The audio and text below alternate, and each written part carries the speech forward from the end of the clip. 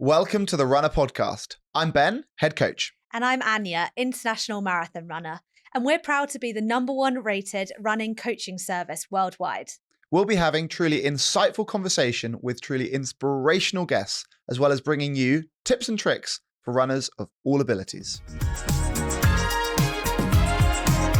Today on the podcast, we had an incredibly thought-provoking and inspirational chat with Wyatt Moss, who spoke to us about all of his incredible adventures from 7 marathons in 7 days across 7 continents to running 50 marathons in every one of the 50 states in America.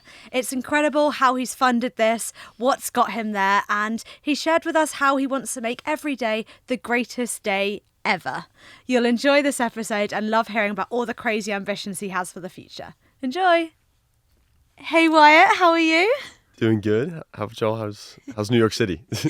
It's great to be here. You've just come back from LA? Yeah, I flew in at 1 o'clock this morning, and I didn't know JFK was like so far away, the airport, and so it took me like 2 hours to get back on the train, and so I got 45 minutes of sleep last night. I love that. You're just chasing marathons around like the world now, Yep. Which we'll get into. But I guess we'll start on day 1 of your journey. What got you into running in the first place? When did that come into your life? Yeah. Back in 2023, it was like not the best year, and my buddy and I wanted to commit to some type of daily challenge. And so we just had the idea, like, let's just start running 1 mile every day. Because when you think of the picture of like a guy in his 20s that's successful, it's someone who was running all the time. So we were like, all right, let's just do 1 mile every day. That's 10 minutes. And that was kind of like the start of the whole running journey recently. I was an athlete in high school. I played soccer. I was a rower as well. So like I had the leg strength and everything built up. But that was like the first time since high school I had really run consistently. And at first when you start running, it's like you're exhausted and, heavy breathing, but I think you start to like it around like a month in, 2 months in.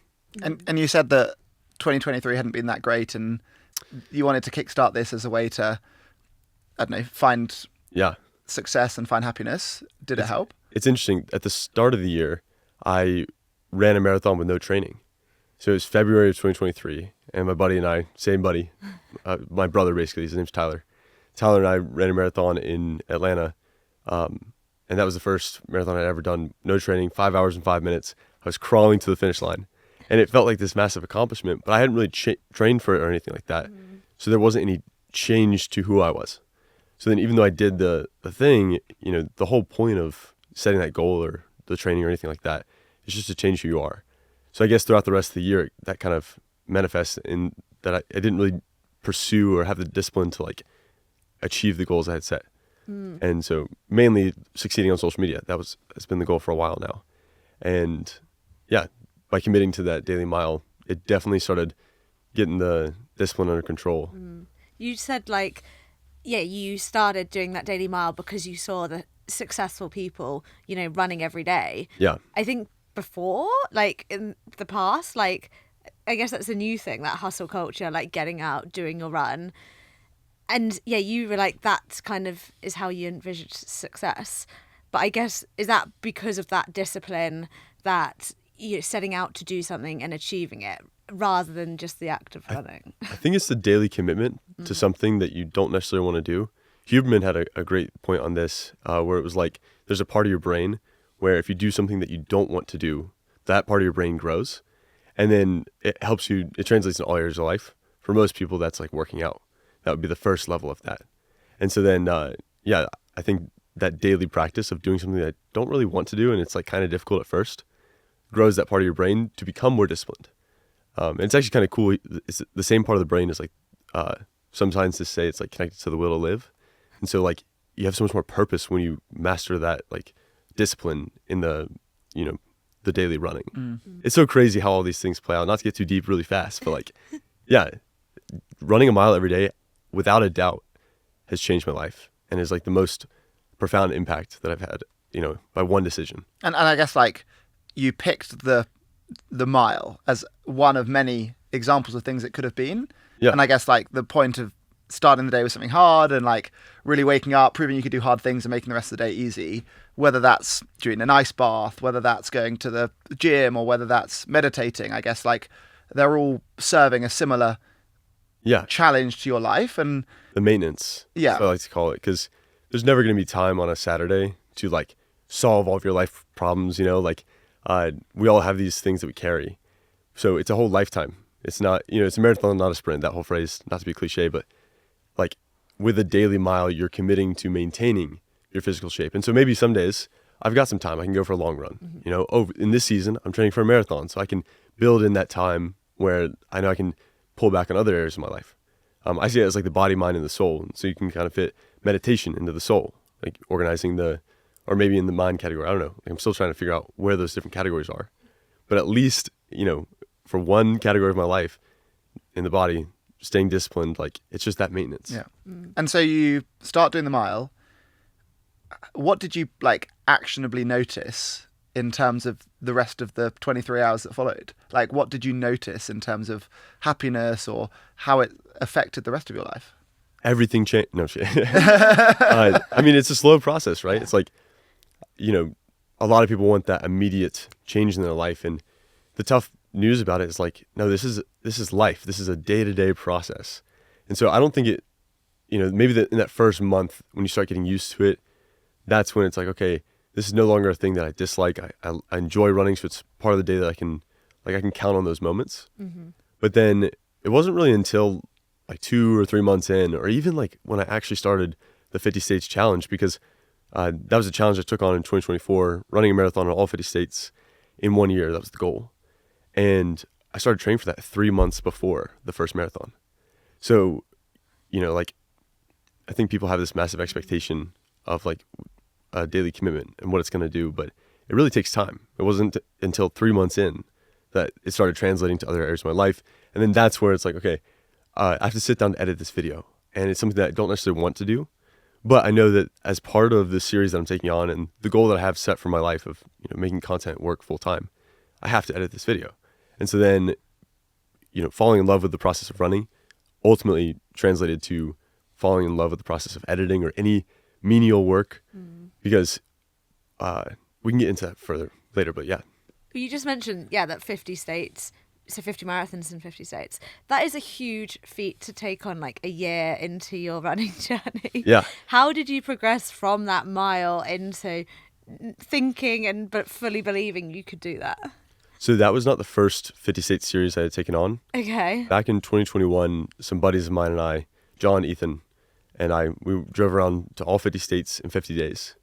And our whole thing was we wanted to eat a Chipotle burrito in every state. And we got back and it was perfect timing. A week after we got back from this trip, they announced this competition. We won. And so then that like gave me the encouragement to take on like a 50 states brand. Okay. The marathon idea, like marathon all 50 states, I was like, we ran a marathon at the start of the year with no training. How about this? I'll run a marathon every week for a month. And then I was like, well, I could do like every month for a year. And so I, was plotting those down on the calendar. I was like, would it be possible to run one every week of every month of 2024? And then I was like, well, that's all 50 states. It ties back into the challenge I already did, so why don't I just lean into this? That's where it started. And then it is kind of a crazy move, right? Yeah. To commit from 0 to 100 in 3 months. It was really like about a month and a half in that I had that idea.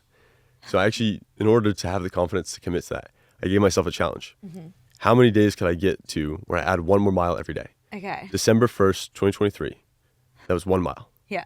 December 15th, that was 15 miles. Which is that final week was 98 miles in 1 week. And I figured if I could do 100 miles in 1 week, a month and a half into my training, then I could do 26 miles every weekend for 2024. And so then, that was day 15, 16, 17. I stopped on day 17, my 22nd birthday.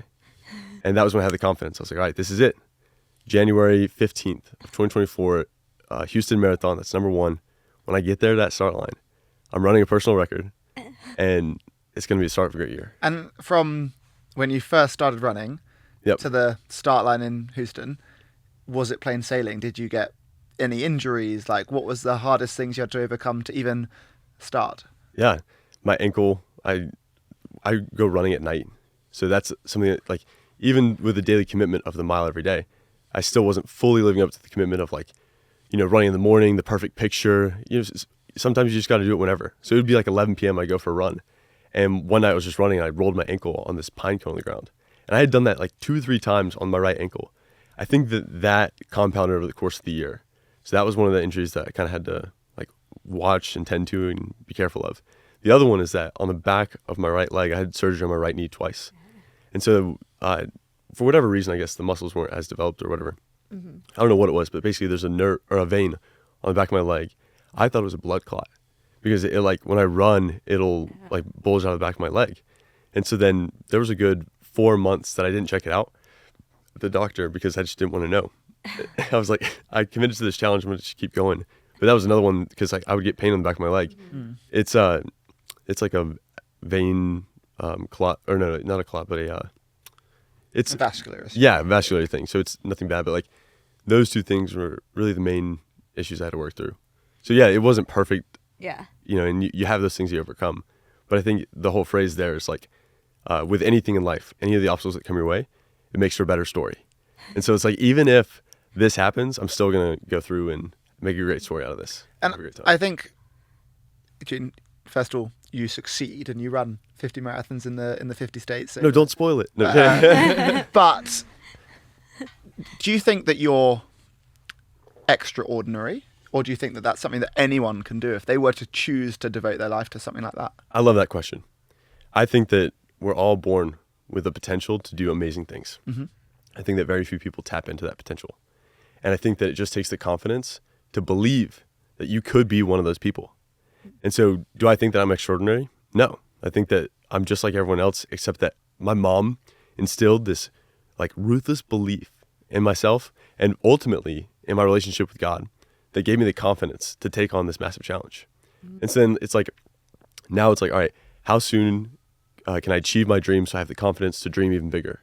So like if your dream is to run a marathon in all 50 states eventually, well then just run one marathon. And now since you've run one, how soon can I like get to achieving this dream? Now that I've run a marathon in all 50 states, it leads into bigger goals. And so in any area of life, it's just the willingness to get started. I ran my first marathon with no training, 5 hours and 5 minutes. I was crawling across the finish line. I was out of shape. Yeah. My head was shaved back and I had a full beard. I was an entirely different person, right? And so for everyone listening, I'm clean shaven now, I have a full head of hair. But you see what I mean? Like, yeah. But I think it's also the positive feedback cycle that brings is that like you committed to doing something crazy, running a mile a day, and then you succeeded, which reinforces that like you can do crazy things, and then you think, okay, let's dream even crazier. 50 marathons and adding a mile and then on to the 50 marathons, and you keep succeeding, which is reinforcing this crazy mindset. And I think that's the same reason, Anya, why you can do incredible things. Like you did one marathon in June, you did it in 4.5 hours, and then you're like, I couldn't get a bit faster. And June, a few years later, it's 2.5 hours, and now it's June. Who knows what the long-term goal is? But like whatever you set your mind to, you probably will be able to do because you have that feedback along the way. Yeah. I guess then taking us to Houston, how did the first marathon go, and then how did the year of 2024 go? Yeah, so Houston Marathon, show up to the start line, and I was like, all right, this is it. This is the start of the year. And there's a little bit of pressure on my back, like walking into the race, but I was like, let me just have fun with this. Mm-hmm. For the whole year, the theme was, it's not I need to hit a certain time. As long as I finish the distance, then I've done the marathon, I'm good. Yeah. I can get on to the next one. And so then around mile like 10, I got bored because this is the first marathon I'd run in a year. I didn't know what you're supposed to do. So I started talking to this guy, Maurizio, and we were just chatting up a conversation. Those miles started flying by. And I was like, okay, this is actually great. Like I learned a really solid lesson. When you lean into others around you, then the miles kind of tick by. Mm-hmm. So I wasn't listening to music the entire year for 2024. For a single marathon, I didn't listen to music once. Mm. And I was just talking with people, and that would always pass the time. Mm. Those last 6 miles, I learned another thing, that if you start counting the number of people that you run past, because everyone's slowing down for those last 6, they're starting to walk, and it's nothing against them. It's just a personal game of like, all right, let me just count up the number of people I can pass and see if I can like hit a high score. Yeah. 10 people, 15, 20, 40, 50, 100. In Houston, I think I passed like 120-something people. And those like final splits went from like 8 minutes average down to like 7:15, 7:10. And I ran a 3:39, which was an hour and 26 minutes faster than a year prior. So, could I drop an hour and 26 off that? Probably not, but it doesn't matter. It's just like the whole spirit of like when you really commit to something, you do the training, you show up on race day, you got the full confidence. Yeah. I'm going to be able to do this because I ran 98 miles in 1 week. I can do this marathon in X amount of time. And so you finished that in an incredible time and huge progress of what you've achieved in a year. Did you have the next 49 marathons mapped out, the travel, the logistics, the hotels or camper vans or whatever it is locked in, or like what was happening the next week? Yeah, I spent a weekend, and I want to show you all real quick because I have the link pulled up. I spent a weekend just making this schedule. So I have a Google Doc here for all the listeners, and it's just a list of hyperlinks Tick them all off. to all the websites. Wow. And so that's my only logistics for the entire year. All I did, I sat down for a weekend, and I pulled up what are the biggest marathons in the U.S., and then what are the most unique ones. And then from there, like the remaining weekends, there's like a calendar that has everything, and I just narrowed it down. So it was like a puzzle piece. And I'm a big math guy. I went to school for math before I took a gap year, and like finding that puzzle, putting everything together, that actually gave me even more encouragement. I was like, it's logistically possible, and physically I can do it. Now monetarily and mentally. Yeah. And were there races in each of the states that stacked up for all of the year? There was a full race in all 50 states. So you never had to do a marathon just like round the local park. It was always in a race. There was one where it was a full marathon until Thursday. And then when I flew out, they said it was going to be too hot. It was in South Dakota. Sioux Falls, South Dakota. In the United States, we make fun of South Dakota because it's one of the forgotten states, basically. And what number marathon was this? This was like 30 something into the year. And so I like talked to the race directors, and they're like, if you run the full distance, we'll give you the full medal and the full race bib and everything like that. And so I ran the full distance. We got the full thing. That would be the only one. And so I want to go back and run Sioux Falls again this year just to get the official, 26.2 miles in an official registered race. But all the 49 other ones were complete 26 miles with competitors the whole way. Was there a part of you that worried that the challenge was going to fall apart when you heard this race was cancelled? Well, I knew with that one, like they're still hosting a race, so I'm fine. The difficult ones were where I missed a flight on the way to North Dakota. And so it was a Thursday night, playing cards with my grandma, and I looked down at my phone, and it's like, plane is boarding in 20 minutes. I was like, oh, I thought it was Friday, because usually I book Friday, I run Saturday morning, and then I fly back Sunday or whatever it is, right? And this one was like a day earlier because it was a cheap flight connecting through Denver. I was going to be there for 20, just logistics were tough to keep up with. So at times like that, that's where I was like, oh, maybe something like that's going to fall through the cracks. The big ones where I was like, oh, this is, game over. Number 35, I ran out of money. And this had happened a couple times throughout the year. But, Marathon 35 was 7 months into the year. Yeah. So then like after months and months of like pressure washing and stuff like that, selling wood, building tables, I'm a woodworker and that's how I paid for everything. So after doing that constantly, I was like, I need to find a way to get out of this cycle because I didn't have any table contracts lined up. And if I didn't make any money, I'd have to keep barely scraping by. For the one like just prior, I went to Alaska and I had to buy the flight to Alaska 5 days out. Well, that's an expensive flight. Yeah. Buying it 5 days out was terrible, right? So then, always running out of money was a terrible thing. And so by the time I hit there, I was like, all right, give it up to God. What's next? And like, I sold a bunch of wood, slabs of wood for the first time. It's crazy how this all played out because like I had bought them like a year and a half earlier, and that was my like safety net. And at the perfect time I got that and, signed up for races, got back in it. After that, it was number 42 in New York City.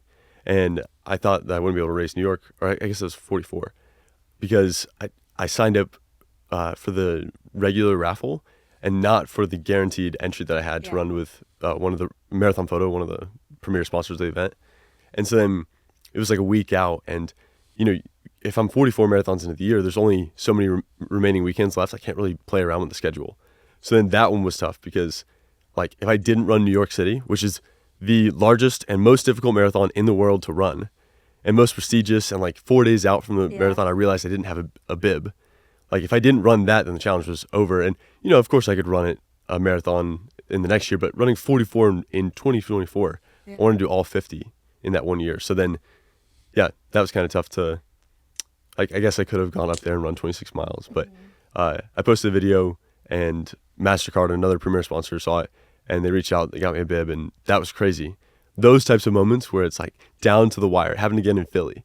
Yeah. We're down to the wire because I ran out of money or forgot to sign up because, I'm 22 years old doing this whole challenge by myself, editing the videos, trying to stay on top of everything. Like all the details fall through the cracks all the time. But yeah, that's what made it so fun. So you're typically traveling on Fridays, you're running a marathon on the Sunday, you're getting back home, and then you're building tables Monday through Thursday, or? Yep. And that was as well as editing videos and everything else? So not building it like as many tables throughout the year, it was towards the start of the year. Yep. I started selling slabs of wood the second half of the year. Yep. The middle portion was pressure washing and washing windows. And so like there's a crazy story behind that as well. How in the world did I start washing windows? I have no idea. There's so many things like that I just don't have any clue. But also like... But it worked. You should be exhausted from the marathon. That's like almost adds to the level of impressiveness of the challenge, is that like you're having to start multiple small businesses. Yep. You're having to do manual labor as your recovery from marathon to marathon. And your door-to-door sales, you're also traveling. Like traveling is exhausting. Yep. So you're doing all of these things all at once while like scraping the barrel, not quite knowing whether you'll be able to do the ones in 3 months' time. I think that like all adds to the level of impressiveness when you actually uncover it in that way. I think that when you have that really massive goal, it gives you the ultimate motivation to move towards it. So then if I was only running, let's not say with marathons, like if I was just traveling to all 50 states and it was over the course of my lifetime, there's not as much urgency. Basically, when there's not a sense of urgency, then you have less motivation, because I gave myself that timeline and I was already halfway through the year and like fully committed, and I saw a pathway to me finishing it physically and financially. It clicked into place, and not financially, but like mentally or emotionally, whatever it is, right?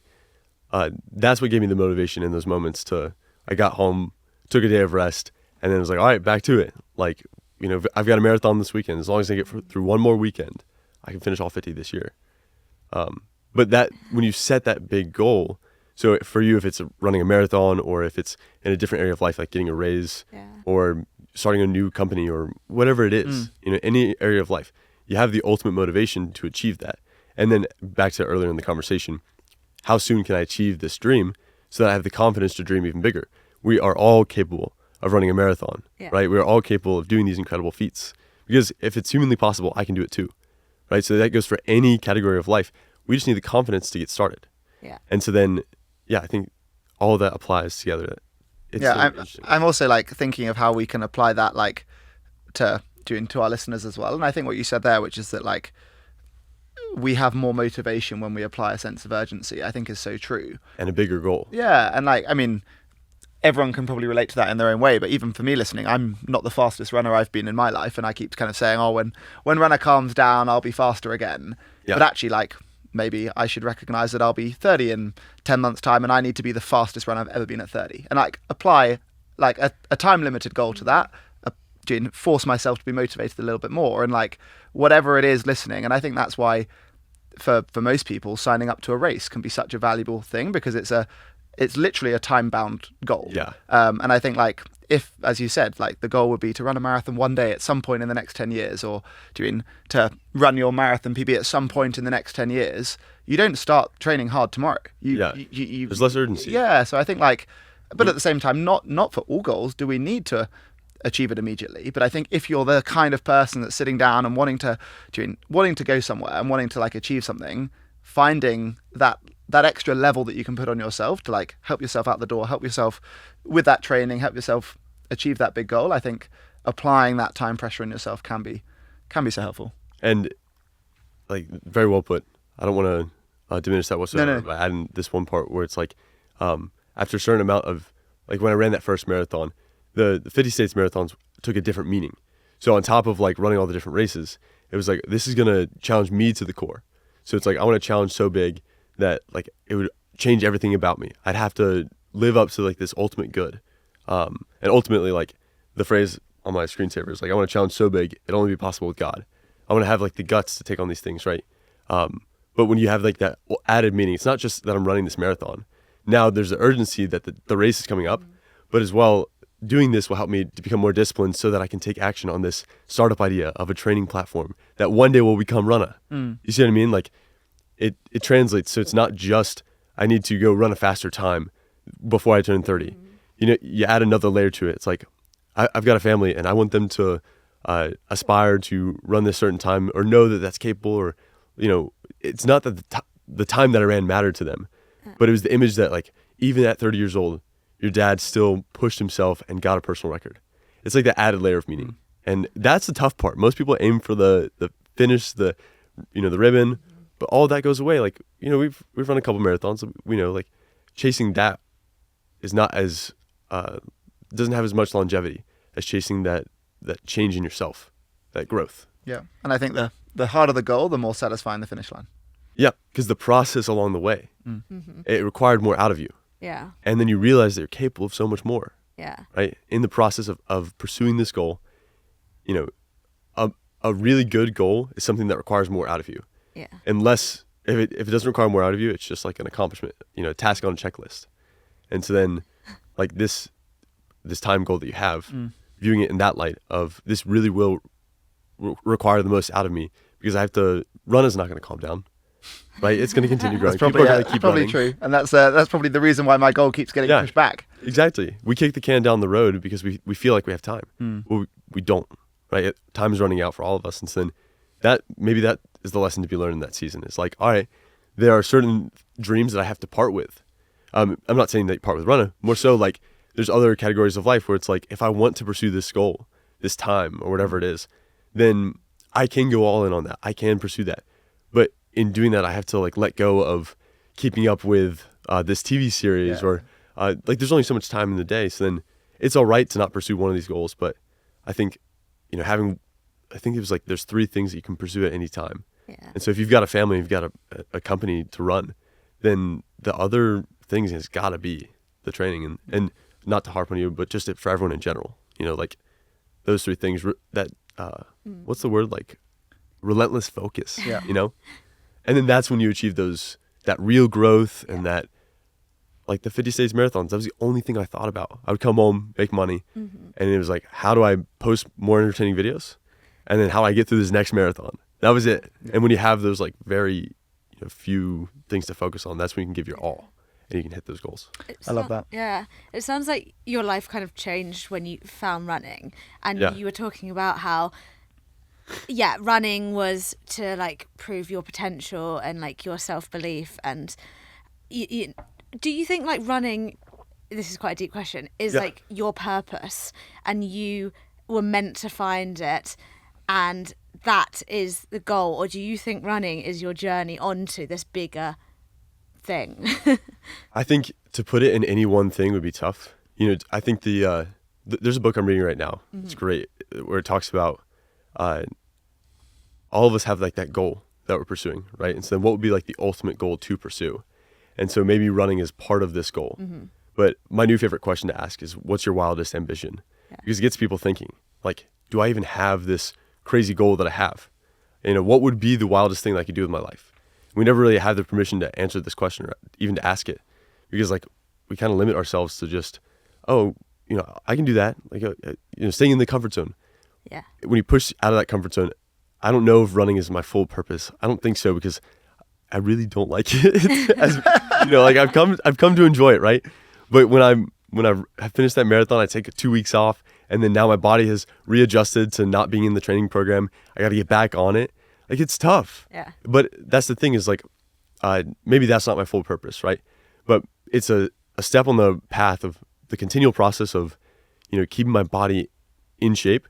Now that I have control over my body and that discipline, then the self-control and the things that I need in order to pursue my full purpose are a lot easier to maintain, right?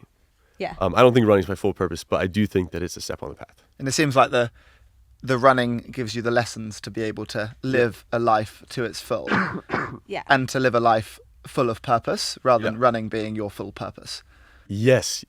It's a tool. Running is a tool to stay sharpened. Yeah. I like and there are loads of tools, like, whether that's going to the gym, or whether that's, like we said, yoga, or whether that's learning to master the piano, like, whatever it is that teaches you how to do hard things and how to have a good week and a good day, I think is valuable.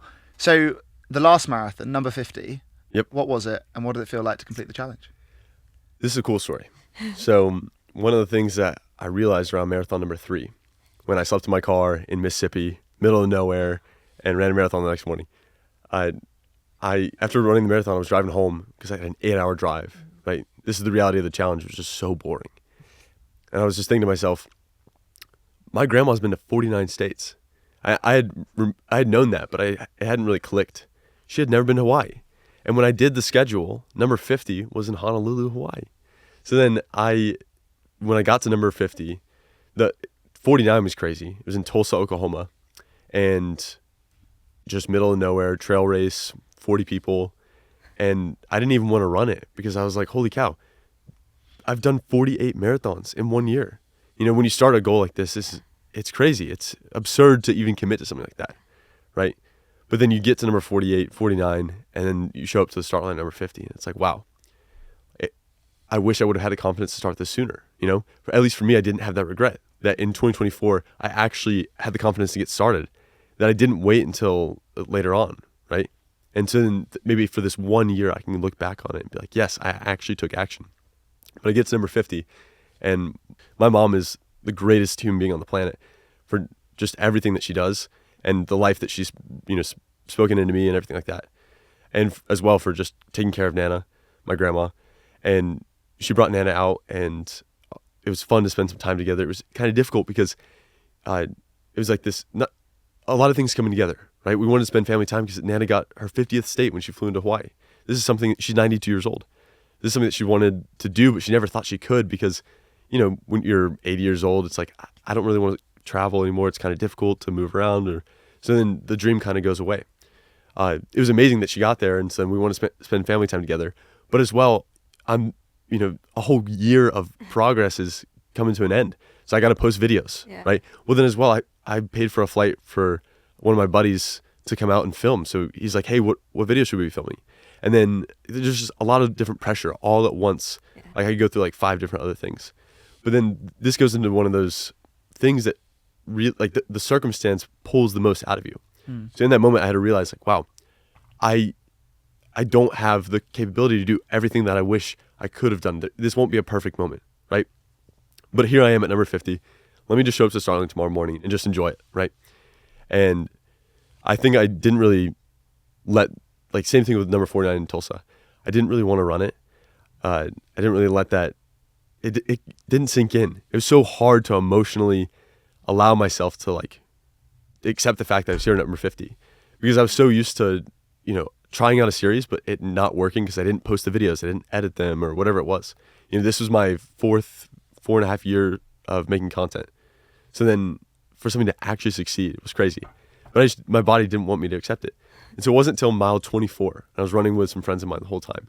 They're also Runna users. When we get to mile 24, they split off from me, and I just started walking, and I was sobbing tears. Because at that point I realized, I was like, hey, we did it. I've done it, yeah. How crazy is that? And so then I wanted to push my grandma for the whole race in a wheelchair. I thought that'd be incredible. It didn't end up working out, which is great that it didn't work because it was so humid. Yeah. It took me 5 hours and something minutes to finish that marathon. I was exhausted. And yeah, walking over the finish line, I pushed her for the final half mile in a wheelchair. So we got to have our moment, which was amazing. But you can just, in the photos and the video that was taken at the finish line, you just see me just sobbing the entire way. And I still don't think I fully processed what happened last year. And yeah, I mean, like, I know I keep saying it, I don't want to keep harping on it, but just like, I really do believe that when you commit to a challenge that's only possible with God, things like that happen where it's just like, it's insane for a 22-year-old kid to have the confidence to commit to something like that, right? And so whatever it is, when you have that ultimate confidence and you have those massive goals in mind, that gives you the ability to somehow pull it off, right? Like, if anything were different, like I can do this over 10 years, or not that these are any less important goals, but more so like the intensity of the goal gives you that motivation and then more support from people around you and all these different things stack in your favor. And it's going to take me a while to process everything because like I watch another incredible human being in Atlanta. Becca was the producer and the editor and filmer for the documentary that we made for the 50 States Marathons. And I've watched it like 8 times now. And in it, I share a lot about my story and, you know, just everything, why I live out like the greatest day ever mentality and all these different types of things. every single time I watch it, I'm just sobbing tears again because it's hard to emotionally accept that something like that actually happened. Yeah. But it's cool when you commit to something that massive and you really do it. Now I'm in a spot of like, what's next? Well, I think that what you say about doing something that massive is only possible with God is like, I think the case that to do something crazy, you have to get lucky. And whether that's having God on your shoulder or getting lucky or whatever you believe that to be, it all needs to stack up right over and over again. And like, if one thing had gone wrong, like your plane had not landed in New York and instead it had been diverted to somewhere else, you wouldn't have ran the New York Marathon that day. Yeah. And that could have ruined the whole challenge. And like, whether that was luck, whether that was God, or whether that was you not getting unlucky, like it's a huge stack of these events playing out. And I think that's what adds to that emotional feeling at the end and that real sense of accomplishment. And when you set the goal, it's possible, but it's only just possible. And I think that narrow place where a goal is very, very hard to achieve, but only just achievable is exactly where you want a goal to be. Because if a goal is like easy, like you said, you just tick it off and it doesn't feel that great. But if a goal is actually impossible, if you had to run 50 marathons in 50 states in one day, it's obviously impossible. You're never, no point trying. No, it's not feasible. And you probably picked that, like for you, where clearly you can do hard things, you probably picked that right sweet spot. And for people listening, they probably don't need to pick goals quite as crazy. Because then maybe they will be too much for them. They won't be motivated and they won't get started. And I think like recognizing for you need that sweet spot is the key. It actually did scare me though. Like I do think it was way outside of my comfort zone. And same thing with the 7 continents journey. So let's tell us about this. That's the second incredible thing you've also done in a very short space of time, because we're currently in March of 2025. So we've not had long to decompress from the last challenge. But what have you gone on to do next? Well, so 3 days after running the number 50 in Hawaii, I got a direct message on Instagram from the World Marathon Challenge, 7 marathons, 7 continents in 7 days. It's this challenge where 65 people hop on a plane, fly around the world, run a marathon every day for a week. That's scary. And so many things could go wrong. And I got a last minute invitation because there was a cancellation. This is something that people plan out for 2 to 3 years in advance because it's super expensive for one, and paying it off is a lot. But on top of that, like, how do you train to run a marathon every day for a week, right? For how in the world did I have the perfect training plan? You know, running a marathon in all 50 states, and then there's a cancellation last minute. Everything kind of lined up perfect. There was a sponsor that I had only done like 1 or 2 videos with during the 50 states marathons. So 95% of the marathon challenge was fully self-funded. And I reached out to them about the idea of having them sponsor this 7 continents thing. And the team member I was talking with just said, yeah, it's probably not going to happen, but we can ask. And we needed an answer by Friday. It was Monday morning. Anyways, long story short, I was able to Ketone IQ, this company, it's like a energy shot. They really believed in me as like the perfect spokesperson because I drank their product in all 50 states during the marathon challenge. And they paid my entry and I was able to run a marathon every day for a week at the start of February. That was a month and a half ago, including Antarctica. So it went from Antarctica, South Africa, then it went to Australia, Dubai, Madrid, Fortaleza, Brazil, and then Miami in North America. It was just absolutely wild that happened like a month and a half after finishing the 50 states. Now this is the cool part, is that I had already done a 50 states challenge back in 2021, and we didn't post any videos, right? But that fell on me because I initiated the whole thing. Like I was supposed to be the one doing the social media side of stuff. I just didn't follow through on it, right? The next idea was supposed to be 7 continents in 7 days, but just traveling to all 7 continents, not even like running a marathon every day. So I'll show you this. I'm showing them a Google Doc that this was back in 2021 when I created it. And it says, it's travel itineraries. It says 7 continents in 7 days. That's my plan that I had written out. And you planned that before you'd ever got this email? That was 3 years. 3 years before I got the email, right? And so then I had this dream for my life. But my dream for my life was to run a marathon, was to travel to all 7 continents over the course of a week. God's dream for my life was to run a marathon every day for a week and to have a company pay for my entry. And so then like, I think when you commit to those big goals, that's when the things that you never could have imagined. I couldn't have fathomed that I'd run a marathon in Antarctica at the start line in Houston, you know, or even when I did my first marathon in 2023, right? But when you step boldly into these wild aspirations, that's when the real magic happens. And so the marathon in Antarctica, what was it like? Yeah, that's That was honestly, the first one. Was that the easiest one? that was my favorite, like the most wild experience ever, right? I'll take you through it real quick. So you hop on this plane in Cape Town, South Africa. It's a cargo plane. And so they used it like during World War II or something like that. And so it looks like we're flying into war. And we're all sitting in there. Everyone's trying to fall asleep. But I get these terrible migraines on planes.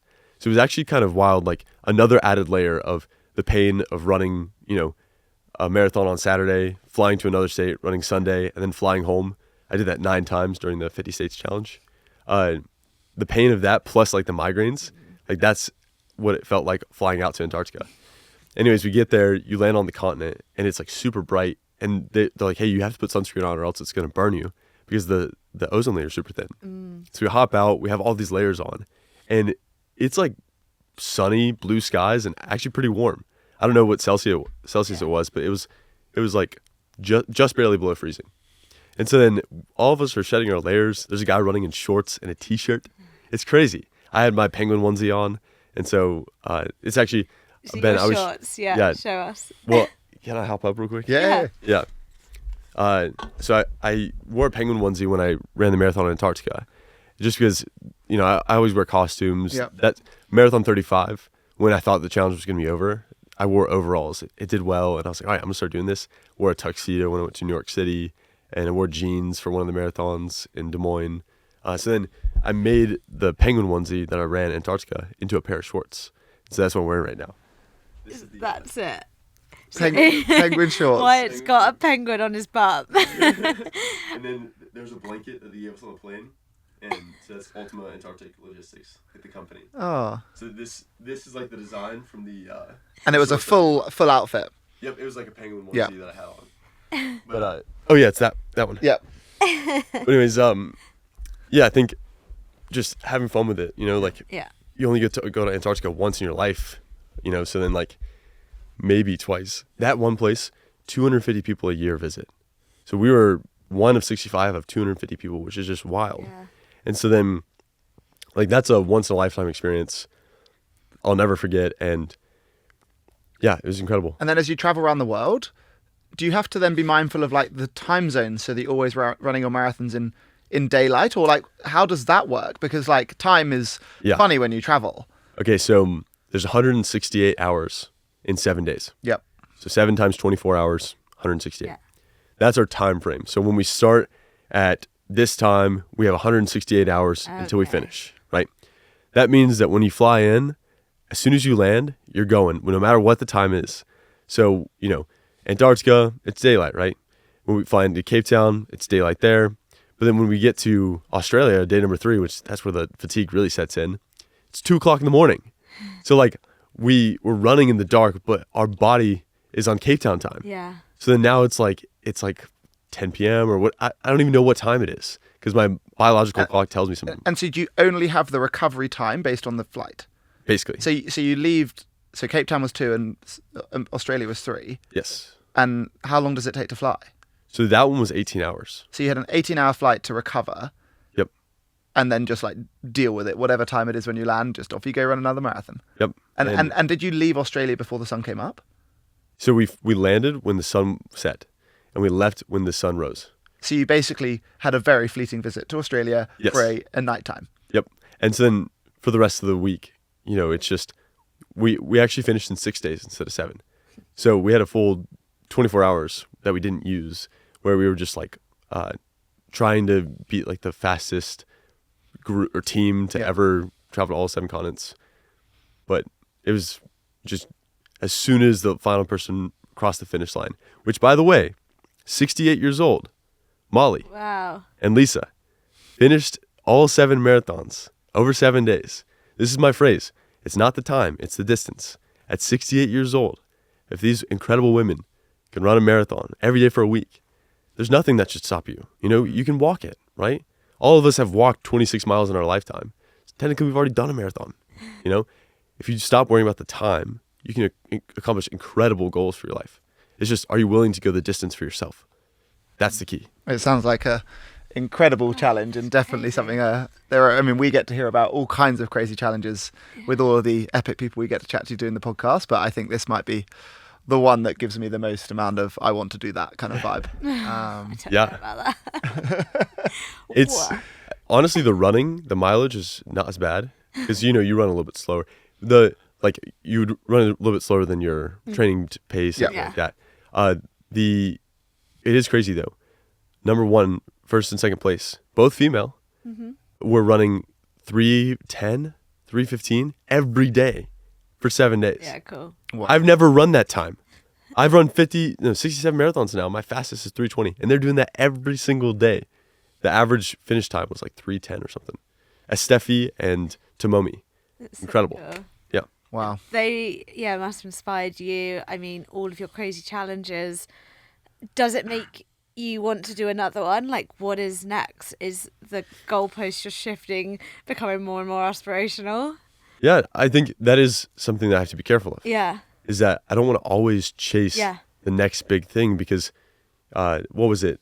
There was this guy who had wings of wax and he like flew up into the sun, and then Icarus in the sun. Yeah. Yeah. And so don't fly too close to the sun, or else the thing that got you there will cause you to crash into the sun. Yeah. So I think when you gotta, this is why you have to set it. It's not that I'm chasing this time and I'm always chasing the better time, because run yourself into the ground. It's like, how can I become a better father through this practice? Or is it setting a good example? Or can I balance this with the other things I'm doing just to have the confidence in myself that I can accomplish these incredible things. I can rewire my brain on what I believe is possible. And those, you're pursuing that. And so it's less about pursuing the next big thing, right? So the next goal, right? I want to go to all 7 wonders of the world this summer. I want to self-fund it instead of getting a sponsor. That way I can show anyone who wants to take on like a running challenge that you can just go do that. You don't have to run with a company. You can just go book 7 flights and raise the money yourself and then go run a 10K every day for a week at the 7 wonders of the world. So that's what I'll be doing. I'm going to try to get some running friends together to do it. But it's taken me a while. I've had a couple different ideas on like going back and forth on this and even talking about it, on Instagram and not fully decided. Yeah. But I believe I'm very confident that that's the past week I've been like really dialed in on. That's the one that I'm committing to this summer. And yeah. I guess last question for me. If that's the next challenge, like what do you want to achieve, whether it's in your running or whether it's in life over the next 20 years? Yeah. What's my wildest aspiration? Yeah. I don't think there should just be one. I think, there should be multiple in different areas of life. That way it really stretches you, pulls the most out of you. This is why Tyler and I we call every single day, my best friend. Yeah. And he, the one we started the Daily Mile together, we challenge each other to really pull the best out of ourselves, right? Great people pull out the greatness in you. Mm-hmm. And so then if you have these massive aspirations, it's not necessarily that I have to achieve this, right? Let's say I wanted to make $10 million. A lot of people are focusing on the money. It's like, I could care less about the dollar amount. Have I become someone who's making something valuable enough to be worth $10 million, right? So I think when you shift the goal, that's when you really, you got to put a number on it. That way you can kind of quantify and have a judge. Because if you don't have a judge, then what we said earlier, sometime over the next 10 years, I want to run my first marathon. You need to put the pressure on yourself. Exactly. Or else the time will pass. The question is, the time will pass, who will I become? And so then if I want to become someone, like a Warren Buffett, well, then the goals should be around that side or whatever it is. My wildest aspiration, I would say for the travel aspect, I want to break the world record fastest trip to every country in the world. And I've had that idea since 2021 with the 7 continents. And so I see, we did the 50 States challenge. I did it again and it actually worked on social media. We did the 7 continents challenge, or we planned it out. And then I was actually able to go out there and do it. So now I had this idea for 200 countries for the past 3 years. I've made like an announcement video that I was going to do it. It failed. And I've talked to my friends about this constantly and I haven't been able to do it yet because that's a massive undertaking, right? I would say that is right now is my wildest ambition. And of course I have other ones, but I would say like just to keep it simple here and not pull out the list of 10,000 things that I have. Like that would be the one. Wow. I can't believe it all started with just running a mile every day. Honestly, it's wild. It's wild what a daily commitment can do. When you really show up for yourself, you're stacking that evidence. I call it the mountain of confidence. And so like, let's say every day you're walking up this mountain of confidence, right? And you just bring one stone, one pebble. Well, you're going to grow that mountain bigger because you're accumulating. It's not something like, Sisyphus in The Rock? Yeah. Where this guy's trying to push a boulder up this hill and he's forever stuck. He can't push it any further. It's because the dream is too big. Don't let the crushing weight of perfection, of this massive dream, crush you, right? So break it down into small pieces. Let those stone roll, break into pieces, bring it up one stone at a time, if that's what it takes, one boulder. How do you run a marathon? One step at a time. And then now every day when you run that 1 mile, you're stacking those stones on top of the mountain, you're growing the mountain. I believe that our life is a mountain range. And so to have an incredible story, there's got to be peaks and valleys. And so this is the tough part, is that, and valleys, not just peaks, right? I just ran a marathon in all 50 states. And then right after, ran a marathon on all 7 continents. Well, now the past month, I've been down in the dumps. I don't know what's next. I'm confused. I had a purpose for a whole year. For 2024, I achieved that purpose.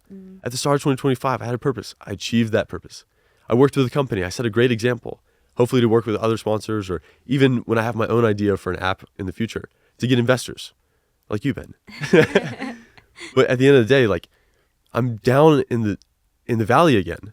And so now it's the climb, right? But that's what makes it an interesting story. It's not just Mount Everest. I hiked up and down that hill and now we're done.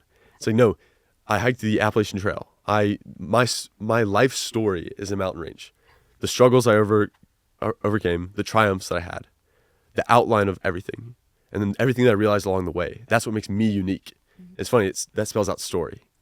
And so like my story is my mountain range. Yeah. It's the process of going through the peaks and the valleys. Yeah. I love that. That is epic. On that note, we are going to segue over to Steph for our coaching tip of the week.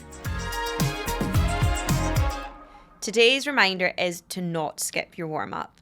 When we're super busy, we're often jumping out of bed to go for a run or heading out for a lunchtime run straight from our desk. Try to find some time to do some dynamic stretching to mobilise and loosen off any tight spots. This will help you run more efficiently and reduce your chance of picking up a niggle. Thanks for that, Steph. I'm going to bring us back with our coaching discussion of the week. This one is, what is the biggest fueling mistake you see runners make? And I guess Wyatt, you would have come across a lot in all of your marathons. But Ben, what's your position on this? I think with anything, there's many ends of a spectrum. But I think for the majority of runners, they probably look to get out the door first thing in the morning and skip breakfast, or they start to build up their distances and they don't increase the fueling to do so. And I think like when we run, we push our bodies really hard and it takes a lot to recover from that, but it also takes a lot to fuel for that movement. So I think under-fueling is something that a lot of people do. And the more incredible runners I talk to as well, the more that they all prioritize their nutrition. And that's both their fueling pre-run, their fueling during runs, and then their recovery post-runs. And I think all three of those parts are essential and none can be ignored. Yeah. I think a lot of people don't emphasize glucose in the morning enough. So they'll eat complex carbs, but no one's tapping up their liver glycogen storage. And so then having some type of like simple carb in the morning, like jam on toast, I think that a lot of people miss out on that. What was your go-to marathon fuel for the 50, or what would you do if you were running a marathon tomorrow? So it's so funny. Having run 50 marathons, all 50 states, right? I'm the worst person to ask for advice because the day before, I'm broke the whole year. I still am. And so like I would just get like one Chipotle burrito. So I wouldn't even get enough carbs sometimes. There were like 5 marathons where I ran fasted, no food. And then other days where I would like take gels or like grab some on the course. Yeah. And it was so funny. Like I just didn't want to pay for gels. Yeah. So It's so expensive. Exactly. So what I would do is I would like grab extra ones at the final one at like mile 22, just put in my pockets for the next weekend and then have those. And then I would take the ones, so it's so funny. Like the things I did throughout the year to get by. I'm the worst person to ask for advice. Well, that's funny. I guess we're going to segue over to our this or that's. And maybe on the same note, if you were to have to redo one of those two epic challenges, would you redo in the position you are now, 50 marathons in 50 states, or 7 marathons in 7 continents in 7 days? I mean, the 50 states, without a doubt, because if I could like put myself back in that spot, right? With the 7 continents, we got to think in the frame of mind. I had already finished the 50 states. So I kind of had the confidence I could do it, but it was stretching me a little bit. But the 50 states, you're at the bottom of Mount Everest. And that feeling of climbing it the whole way, like, Yeah. you don't really realize. It was Marathon 25, and I was like, I'm here. I'm doing this. You know, it was cool. I ran 75 miles for Marathon 25 because that was the only, they had an ultra marathon. That was the only one from Massachusetts. Oh. And so I was like, I'm not going to stop at 26. Let me just see how far I can go. So the halfway point was actually a 75 miler. Yeah. And also, it's like obviously, it's such a big achievement, 7 marathons in 7 days, and that's such a huge pressure on your body. But like mentally, that's only a week, whereas you were like, this is going to take me like a year. Yeah. I think it's also the mental state that you clearly can exist within, which is that I think the easy answer to that question is the easier of the two challenges, because if you had to do it again tomorrow, you pick the easy one because that's a sensible answer. Yeah. But the fact that you gravitate towards the one that is inherently harder, I think speaks to why you're able to do such a hard thing. It makes for a better story. Sure. Okay, maybe more on the silly side. Yeah. You like your fancy dress outfits. You showed us the penguin outfit. Yep. For all your marathons forevermore, would you rather wear the penguin outfit or wear a Hawaiian hula skirt? Ooh, hula skirt. Regardless of where you are in the world, no matter how cold it is? Well, you got to think that there's not many cold places compared to hot. You've got Antarctica. Yeah, it could be quite inconvenient wearing the penguin outfit on a hot, sunny marathon. Exactly. And most of the beautiful ones I want to run are on the equator. Mm-hmm. You know, I want to do Marathon des Sables potentially. So like, that's like the 6 marathon, 6 days through the Sahara Desert. I can't wear a penguin outfit there. That is very, very true. Okay. And I'm going to change it then. Yeah. For when you run the Marathon des Sables, Yep. would you rather do that in flip-flops or giant clown shoes? Well, this is funny. I wear a size 15 shoes, so I've already got clown shoes. That's our joke, because like They are. I did notice them on your way. Yeah. Are they custom-built shoes? No. So, well, yeah. What is that? The biggest size that's like mass production? That would be so funny if I like contacted a tailor to get the shoes. It's the biggest size that they offer, and so then because I was so broke last year, I only had 3 pairs of shoes. That's why I'm the worst person to ask for advice. You're supposed to run at most 3-4 marathons in a pair of shoes. Yeah. At most. I ran 17 in each pair of shoes. So it was a good year. So flip-flops or the clown shoes? I'm gonna have to go with clown shoes. Flip-flops, my foot is so flat that I would die. Do you ever swim? Because you've got like flippers. You'd be so fast. See, I think I'd be great at Ironman. Yeah. So, hey, Next. 2032, 5 years down the road. This could be a really interesting closing question for you. Yeah. Because you've done so many crazy races. If you were to design your dream race, what would it be? Yep. Where would it be? What food and drink is at the finish line? And who would present you with your finishing award? Okay. Well, I really want to do this. Okay. I think that this would be an incredible competition. I think it could be like a new fun thing to watch. It's similar to like the American Ninja Warrior and like the Spartan races. It's called Level Up. And so it's a 100-mile race. Does this exist yet? Or is this No, your idea? It's my idea. Okay. From the ground Copyright up. it. If you want to take this, go on ahead, but just like include me in there somewhere. I just want to be part of it. I don't care if I make any money. Anyways, that's the thing. I love ideas. I don't really care about money. So then it's a 100-mile race. That's the championship. Mm-hmm. But the qualifiers are a 50-miler and a 25-miler and then like 6. And then, I guess that would be like the lowest thing, right? Okay. So basically like a 10K or a marathon, those would be like the qualifier races. This would be like per state and then the region and then the quarters of the world, the US. And then like the final one is like, 10 people competing for the 100-mile level up challenge. But it's basically like how far can you get on this thing? And so it's level up in the certain time frame or whatever it is. And each thing has an obstacle, not in the typical like, oh, climb over this rock wall. I think it'd be something really difficult or like different. So there's loads of obstacles within the 100-mile race. And it's like life skills. It's not just like, oh, climb this thing. It's something where male or female, if you wanted to run 100 miles And like if you're already a ultramarathon runner, you just have to get really creative and unique and adept at these life skills. So you said you like your maths. Are we putting like an algebra classroom in at mile 25? Hey, the world's your oyster, sure. And where would your 100-mile challenge run be? That's a good question. I mean, you want to make it difficult, but not too difficult. So definitely in the scenery somewhere, probably some type of like Colorado mountain range, like somewhere in there. I think Sierra probably Nevada. mountains on brand for you. Exactly, yeah. Because then, yeah. And what food and drink are you looking forward to at the finish line? Now, if you're doing a 100-miler, we're giving you like steak and a full dinner, right? Now, if you're doing a marathon, I think it could be like burgers, have like a nice, because the whole point of this is that it's going to be really tough for people to finish. Yeah. With a marathon, there's an 8-hour time limit, and then you just run the marathon. But with all the obstacles, and you have to finish it in like 6 hours, wherever it ends up being, when we make this $1 million race, yeah, I think it would be like burgers or something like that. And who's giving the award at the finish line?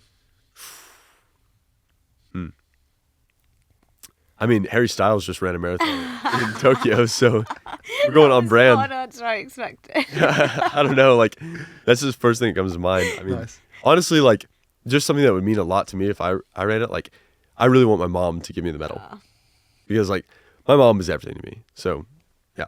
Nice. My mouse. No, thank you so much for coming on. It has been so inspirational, and it's incredible everything you're doing, and we wish you so much luck for all the crazy challenges in the future.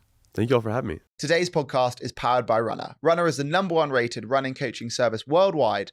And whatever your running goal, whether you're looking to do your first 5K, improve your time over the 10K, or even run a marathon or an ultramarathon, we'll build you the personalized training for you to help you get there and enjoy the process along the way. If you want to download the Runna app, you'll get 2 weeks for free with code podcast25. And if you're already a Runna customer, you can head to the premium offers section where we've got a 15% off discount for you off any of our Runna merchandise. And if you enjoyed today's episode, please like, share, subscribe. And if you loved it, give us a 5-star rating. And we'll be back next week with another inspiring guest. See you then.